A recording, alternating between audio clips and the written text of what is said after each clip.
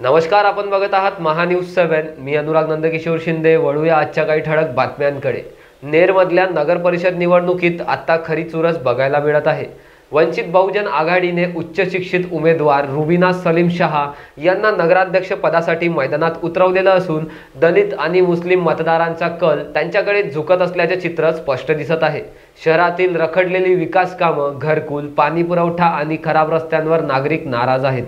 अनेक वर्षे एकाच पक्षाची सत्ता राहिल्यानंतर आता बदल हवा आहे हा सूर जोरात असून रुबीना शाह यांच्या कायदा प्रशासनातील अनुभवामुळे निवडणूक अधिकच रोमहर्षक बनलेली आहे। नेरमध्ये नवा इतिहास लिहिला जाणार का याकडे सर्वांचे लक्ष आहे। येणाऱ्या काळामध्ये इथं वंचित बहुजन आघाडीला अध्यक्ष पदाचा उमेदवार दिलेला आहे।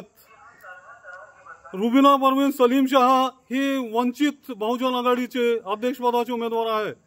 येणाऱ्या काळामध्ये जर वंचित बहुजन आघाडीला नेरचे जनतेला आशीर्वाद दिल्यास इथं मुस्लिम बहुल भागामध्ये, दलित वस्तीमध्ये आणि इतर संपूर्ण गावाचा विकास होईल।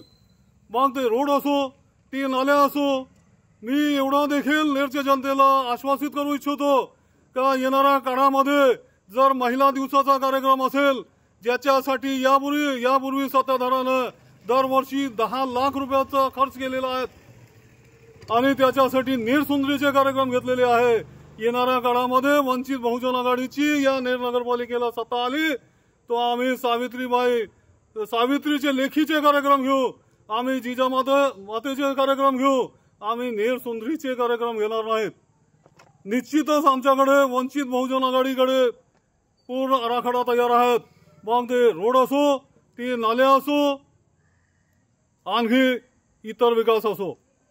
यवतमाळवरून प्रतिनिधी अक्रम दिवान यांची report, Mahanews 7 Nagpur. This video is sponsored by Shivam Jewelers.